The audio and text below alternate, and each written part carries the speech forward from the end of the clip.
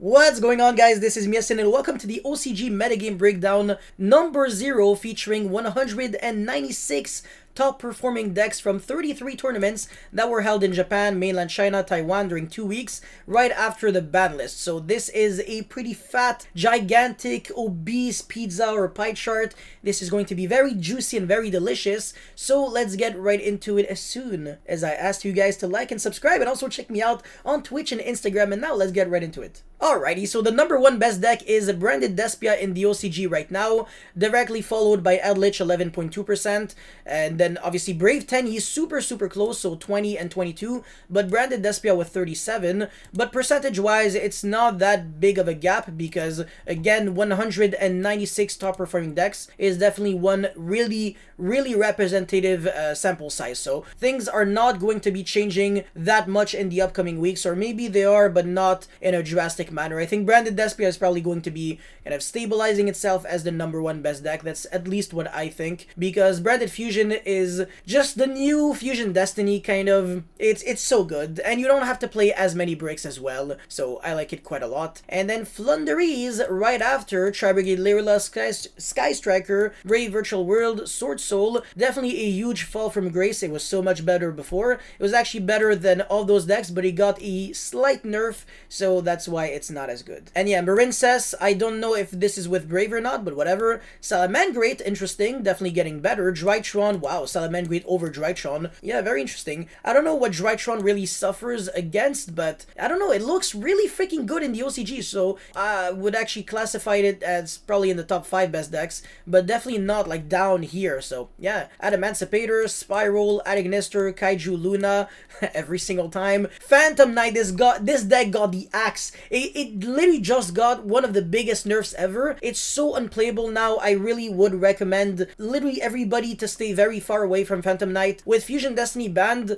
the deck no longer does like so much with 2 cards or whatever. The recovery, like after you get Nibiru, for example, is inexistent. You do nothing. All you're doing is setting Fog Blades and pass. So the deck definitely got so much worse. And then yeah, Altergeist, we always see Altergeist, but always way below Eldritch. It's not as explosive.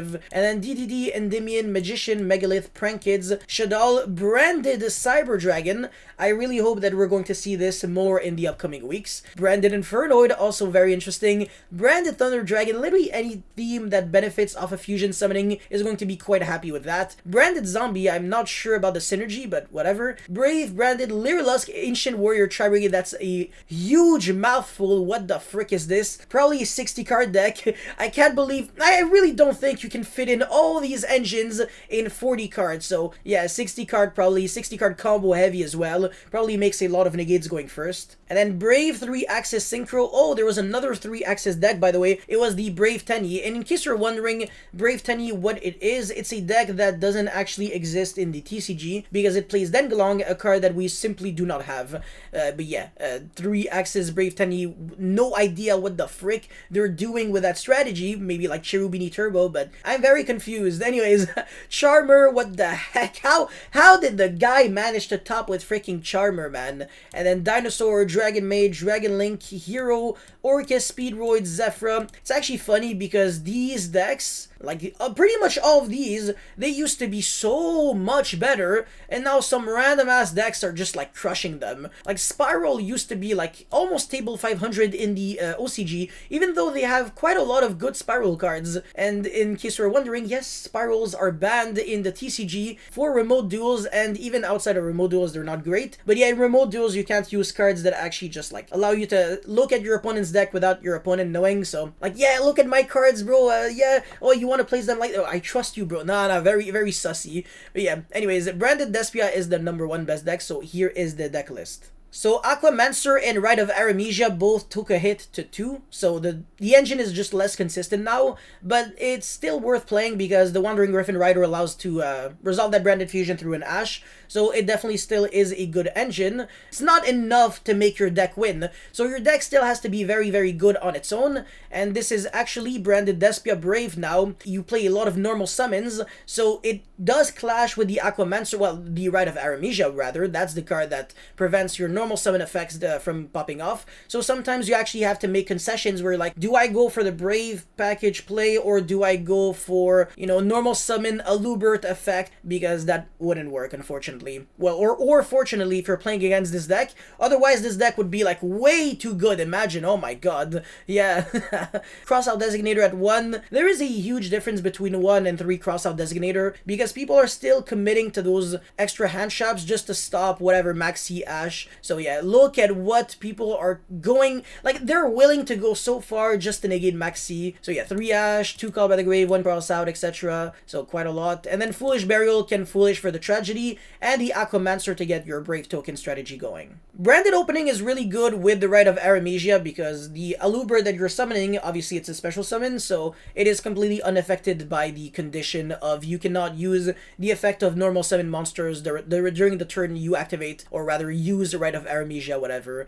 And yeah, Pot of Prosperity, I don't think this deck does any drawing on its own turn. Maybe Guardian Chimera, but whatever. And this almost looks like a Pot of Extravagance extra deck. This is very, very unique. I'm really shocked to see this kind of extra deck. It doesn't even look like an unfair, broken deck, but remember that this is not a combo deck at all. It is actually considered a mid-range deck, because it doesn't actually make 10 billion negates turn 1. If anything, its own engine only makes 1 to 2 interruptions, but again, it is supplemented by hand traps. On your follow-up turn, you're probably going to be able to kill, since your opponent will most likely struggle with your 1, 2, 3, 4 interruptions sometimes, whereas combo decks, they don't really play hand traps, so if they pop off, they have to pop off with their engine and make like a solid 4 to 5 negates. I can't believe I'm saying that, because 4 negates used to be like tier 0 unbreakable board back in the days, and now you might actually lose to that, because a lot of board breaking cards are insane. Dark Ruler, Forbidden Drop, some of them are being main decked in a few decks, so yeah.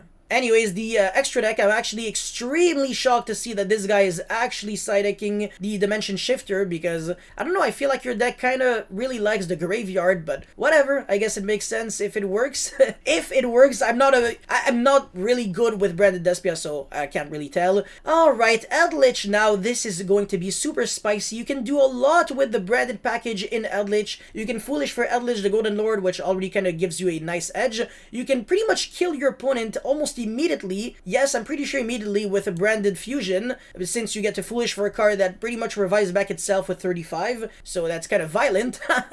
And also in the side deck, you can Foolish for the Necroworld Banshee when you try to make Lubellion, and that allows you to use Zombie World, which is good against Flunderies, good against Sword Soul as well. Against Flunderies, obviously, they can't Tribute Summon. Zombie World prevents both players from Tribute Summoning monsters, except for zombies, and Zombie World against Sword Soul prevents your opponent from making Chi-Jiao, Baroness, and also using Blackout, since it has to target a weird monster on the field. So yeah, definitely a really good meta call. I don't really understand a lot of hand traps are being played in this deck. This guy is almost like going away from the control way to play Eldritch, even playing Call by the Grave and stuff like that, since you're playing cards that technically lose to Ash. The issue that I have with this deck is that it might just draw a bunch of cards that aren't traps sometimes, and you completely break. Like, imagine drawing one Golden Lord, one Albaz, one Ash, one Maxi, one Nibiru. That's not great. Obviously, you don't even have a trap, and when you do have a trap, maybe it could be a trap that doesn't really get your stuff going. Maybe it could be like one Conquistador, but with no like Eldritch access, so that could kind of be a bummer, but whatever, not the end of the world, I guess. And the extra deck is obviously the Pot of Extravagance extra deck, so 3 of, 3 of, 3 of, all the cards that you have to play, and then the rest, whatever, bare minimum.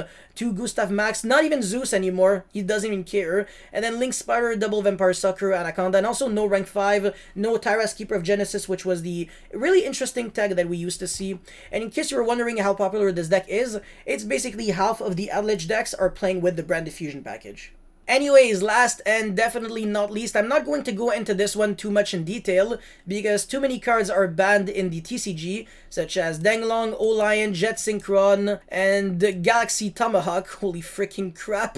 Oh my god, yeah, and Maxi, yeah, wow, 5 banned cards in one deck. Nice deck indeed. And a lot of cards that are very Garnetty, like this card, I think this is the Red Rose, Rox Rose, whatever. Yeah, 2 Wandering Griffin Rider instead of just 1. Wow, this guy just doesn't care. Maybe maybe it's a good... Oh, it's actually a level 7 monster. So with Vishuda and Ashuna, you get to make Tomahawk and then make your Cherubini. Well, no, not your Cherubini, but Oradon, and get your combo started from there. So that's actually really freaking nice. Not gonna lie, I'm actually really shocked to see this. Exactly what I am saying is what is being implied. But also, again, remember that Sky Striker is getting better and better thanks to Link Cage. Yeah, Infect Veiler and Imperm are the best hand shops in the metagame right now. So everybody's playing 3 of either in the main and or side deck because it stops the Albion when it tries to summon another fusion. It stops the Lubellion. It stops a Lubert, I guess. It stops... Even against Eldritch, it could technically stop a Lubert or Albion. Whereas before, it couldn't even hurt Eldritch regardless of the situation because the deck didn't normal summon.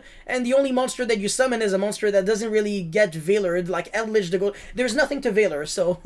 And this deck definitely could be losing to Brave, to Effect Veiler and Imperm. So very interesting. In conclusion, that's pretty much it. What do you guys think about this OCG meta now? Let me know your thoughts in the comment section below. Don't forget to like and subscribe. I'll see you guys next time. Peace.